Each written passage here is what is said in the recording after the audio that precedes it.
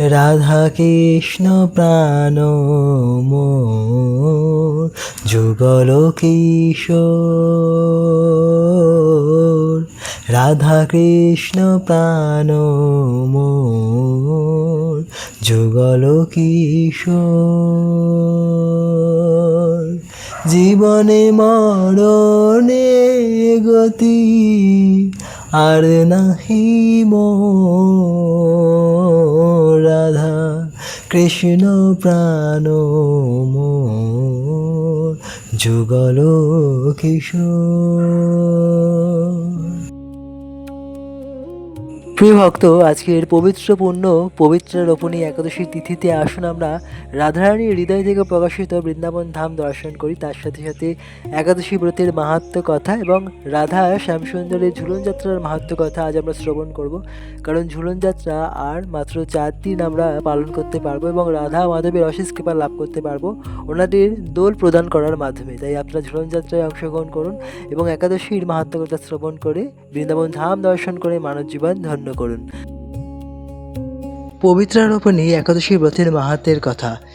একদিন মহারাজ যুধিষ্ঠির ভগবান শ্রীকৃষ্ণকে জিজ্ঞাসা করলেন, হে প্রভু, শ্রাবণ মাসের শুক্লাপক্ষের একাদশীর নাম কি, তা কৃপা করে আমাকে বলুন।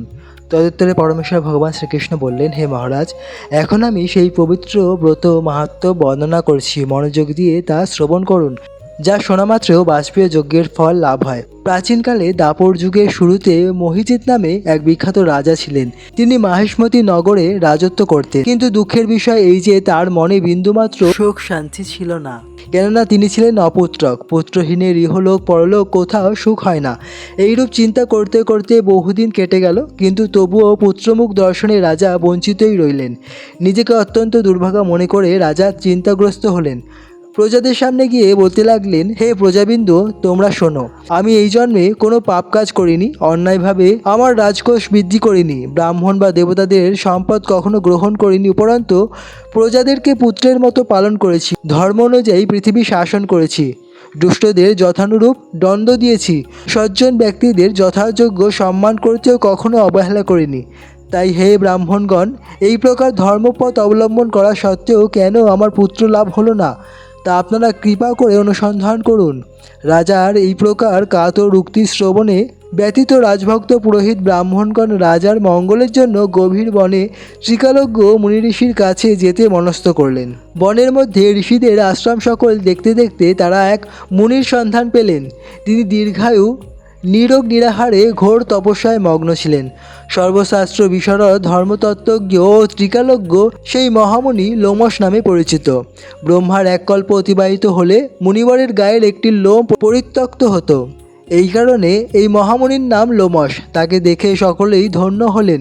তারা পরস্পর বলতে লাগলেন যে আমাদের বহু জন্মের সৌভাগ্যের ফলে আজ আমরা এই মুনিবরের সাক্ষাৎ লাভ করলাম। তারপর মুনিবর তাদের সম্বোধন করে বললেন, কী কারণে আপনারা এখানে এসেছেন এবং কেনই বা আমার এত প্রশংসা করছেন, তা স্পষ্ট করে বলুন। আপনাদের যাতে মঙ্গল হয় আমি নিশ্চয়ই তার চেষ্টা করব। ব্রাহ্মণেরা বললেন, হে ঋষিবর, আমরা যে উদ্দেশ্যে এখানে এসেছি আপনি তা কৃপা করে শুনুন। এই পৃথিবীতে আপনার মতো শ্রেষ্ঠ ব্যক্তি আর কোথাও নেই।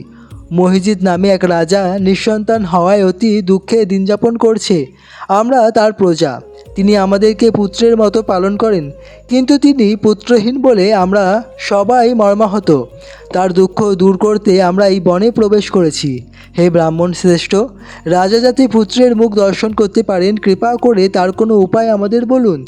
তাদের কথা শুনে মুনিবর ধ্যানমগ্ন হলেন। কিছু সময় পরে রাজার পূর্বজন্ম বৃত্তান্ত বলতে লাগলেন। এই রাজা পূর্বজন্মে এক দরিদ্র বৈশ্য ছিলেন। একবার তিনি একটি অন্যায় কার্য করে ফেলেন। ব্যবসা করার জন্য তিনি এক গ্রাম থেকে অন্য গ্রামে যাতায়াত করতেন। এক সময় তিনি শুক্লাপক্ষের দশমীর দিনে কোথাও যাওয়ার পথে তিনি অত্যন্ত তৃষ্ণার্ত হয়ে পড়েন। গ্রাম প্রান্তে একটি জলাশয় দেখতে পান। সেখানে জলপানের জন্য যান। সেই সময় একটি গাভী ও তার সন্তান জলপান করছিল। তাদেরকে তাড়িয়ে দিয়ে তিনি জলপান করতে লাগলেন। এই পাপকার্যের ফলে তিনি পুত্র সুখ থেকে বঞ্চিত হয়েছেন, কিন্তু পূর্বজন্মের কোনো পুণ্যের ফলে তিনি এই রকম নিষ্কণ্টক রাজ্য লাভ করেছেন। হে মুনিবর, শাস্ত্রে আছে যে পুণ্য দ্বারা পাপ ক্ষয় হয়।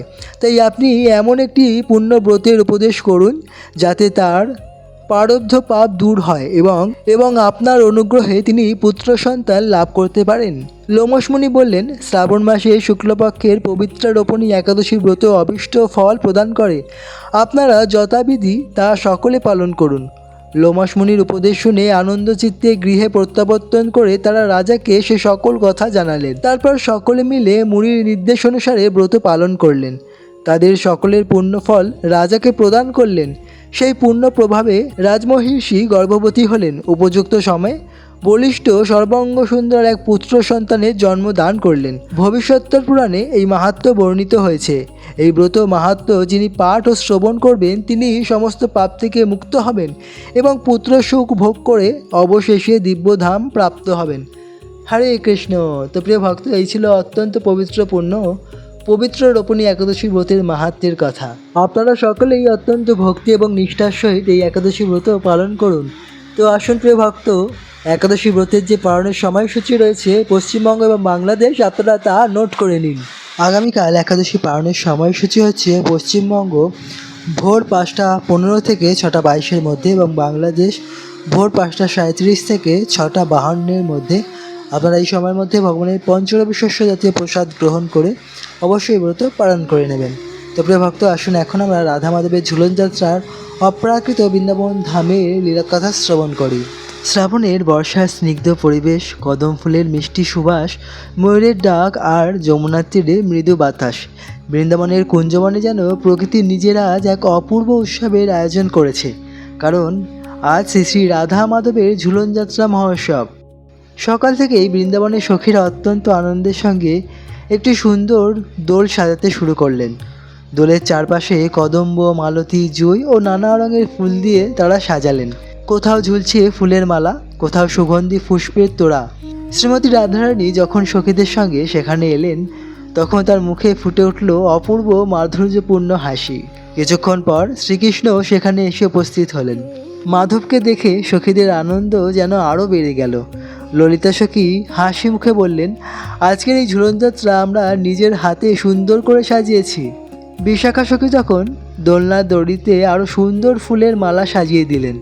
চিত্রা, চম্পকলতা, তুঙ্গবিদ্যা, ইন্দ্ররেখা, রঙ্গদেবী ও সুদেবী অষ্টসখীর প্রত্যেকেই নিজের নিজের মতো করে সেবার কাজে ব্যস্ত হয়ে পড়লেন। অবশেষে সেই শুভ মুহূর্ত এসে গেল।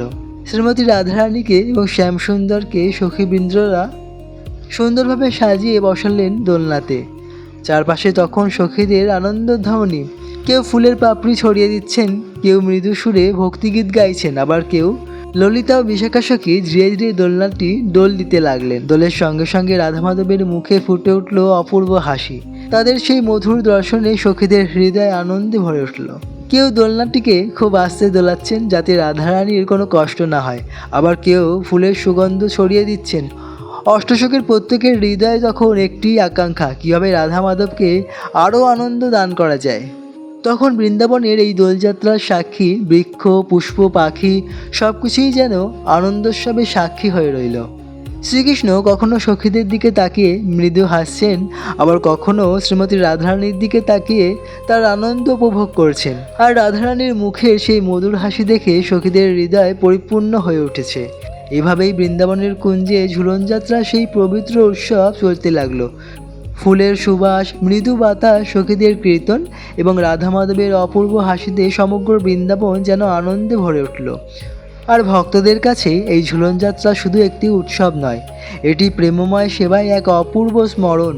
সখীদের মতো আমরাও যদি হৃদয়ের সমস্ত অহংকার দূর করে রেখে ভগবানের চরণে ভালোবাসা এবং সেবা নিবেদন করতে পারি, তাহলেই আমাদের জীবন ধন্য হয়ে উঠবে। তাই ঝুলনযাত্রার এই পবিত্র দিনে আসুন আমরা সকলেই নিজের হৃদয়ের শ্রী শ্রী রাধা মাধবকে প্রতিষ্ঠা করি এবং প্রার্থনা করি, হে রাধারানী, হে মাধব, হে অষ্টসখীবৃন্দ, আমাদের হৃদয়কে আপনাদের চরণ সেবায় উপযুক্ত করে দিন। আমাদের জীবনে ভক্তি, প্রেম এবং নিষ্কাম সেবার আলো জ্বেলে দিন। জয় রাধে, জয় জয় শ্রী রাধে। প্রিয় ভক্ত, ওইভাবেই আপনারা সকলেই ঝুলনযাত্রা উৎসবটি পালন করুন আর বৃন্দাবন ধাম দর্শনের সাথে সাথে রাধা মাধবের অপ্রাকৃত লীলাকথা শ্রবণ করার মাধ্যমে মানব জীবন ধন্য করুন। জয় জয় শ্রী রাধে শ্যাম।